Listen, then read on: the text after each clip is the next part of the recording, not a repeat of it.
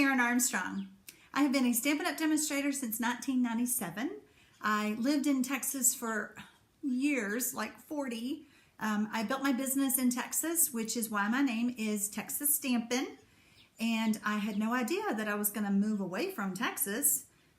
So I now live in Southern Arizona. I enjoy teaching people how to use Stampin' Up! Products and teaching you how to make fun folds like we're going to do today on this video. So we're going to make a double Z fold card. I wanted a special card for my daughter's birthday, and I've done Z folds before, but I haven't done this type, so I wanted to give it a try, and I absolutely love the picture perfect paper. I'm like so addicted to it. So let's make this card together today. First of all, I have a piece of Whisper White paper, and this is the thick white, and it is 4 1/4 by 11. And then I have another piece of the thick Whisper White, and it is 3 inches by 9 inches. Actually, I need to cut that down. We'll cut that down in just a moment. I have several pieces of Designer Series papers, and for my back flap, and I'm going to point to this as I go, I'm calling this my back flap. This is 4 inches by 5 1/4. And then I'm calling these two panels here my front panels. Not real sure what to call this stuff, so I'm just calling it my front panels. And so for that, I have two pieces that are 2 1/2 by 4. So there's my two pieces.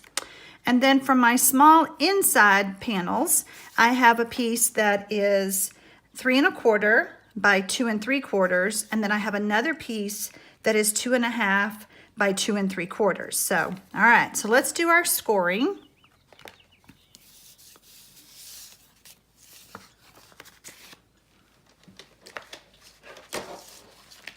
First, I want to fix this piece that I didn't finish cutting.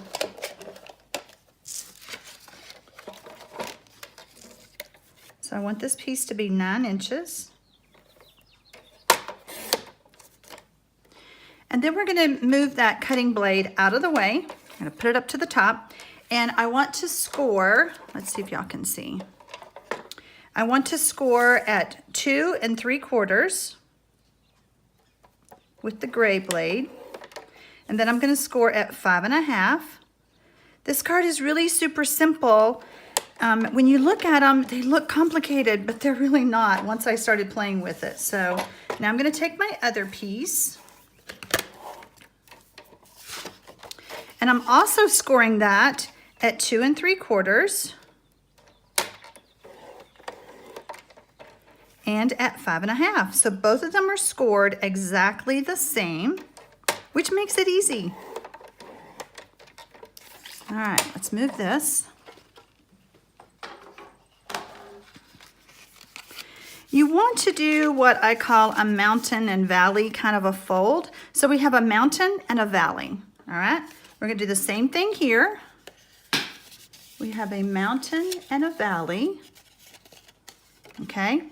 Now, you really need to practice putting this together, because I will tell you the first time I did it backwards. And let me show you. I love making mistakes that I can share with y'all, because if I make it, you'll make it. So it's really hard to explain, but when I folded the card, can you see how you can see my piece?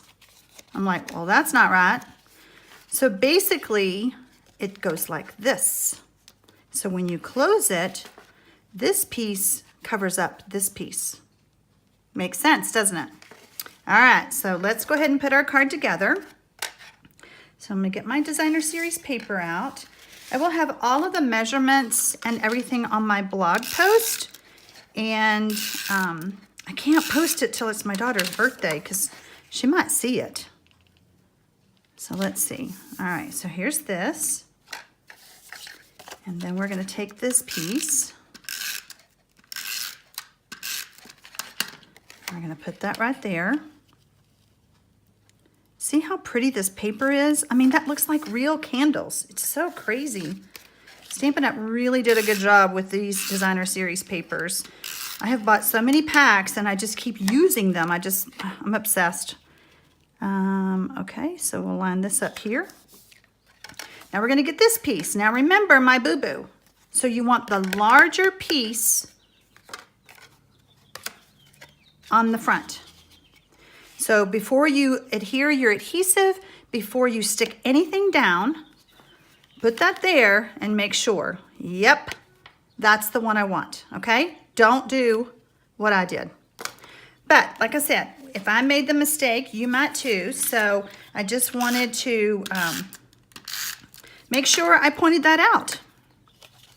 All right, so this piece, we're gonna flatten it out. And then we'll add this piece. So I'm using, you know, when I cut this strip, I'm using the other side, but I'm flipping it over just to have lots of partying going on. That's how I felt like this card it just looked like lots of partying. Before I actually assemble, I'm using from the Celebration stamp set, Today is All About You, because it's her birthday. So I want to stamp that using Berry Burst ink. And grab my paper piercing mat. Make sure I stamp it the right way. I always try to check my fingers to make sure I don't have ink on them when I'm going towards white paper. All right, so we have that. So now we're ready to put this together. And this is another thing. Now I didn't make this mistake, but I could see how it could happen. You really want to make sure that you have it centered, and you only want adhesive on this part of the panel. If I open this up and put adhesive all over that, it's not gonna be a Z-fold. I don't know what it will be. So you really wanna make sure, and I'm just gonna put several rows of snail, and then I'm just gonna close that back. And then on the back side, you can put snail all over because it's going to be totally flat on that back flap.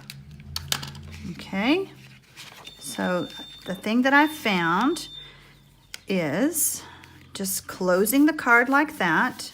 You know, that's the beauty of making videos at home. There's all kinds of home noises that you try to block out, but sometimes it doesn't work.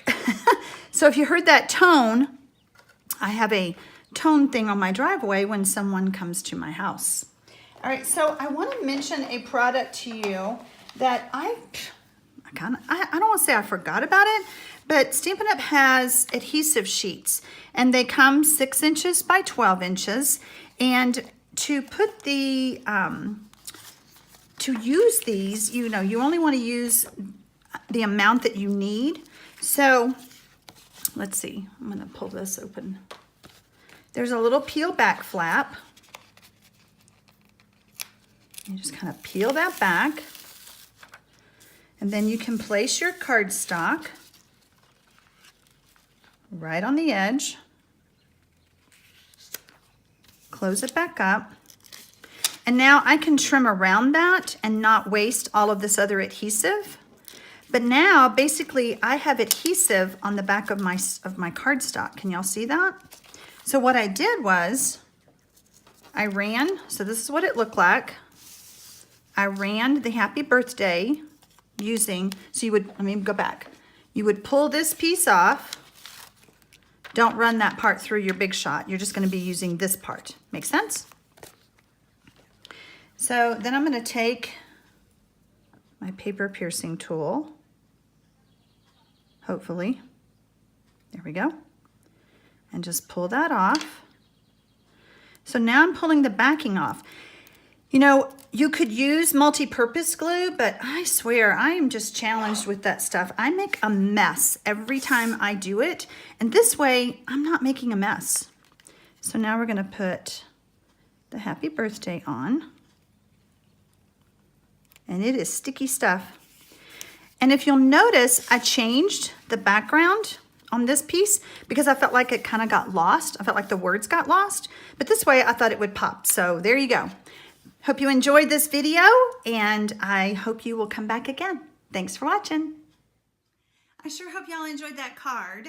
And if you did, I would appreciate a thumbs up And if you would like to hop over to my blog, I'm going to post this video over there as well with the instructions and all the directions for making the double Z fold card on March 17th, because that's after her birthday. So thanks for watching, guys. I appreciate ya.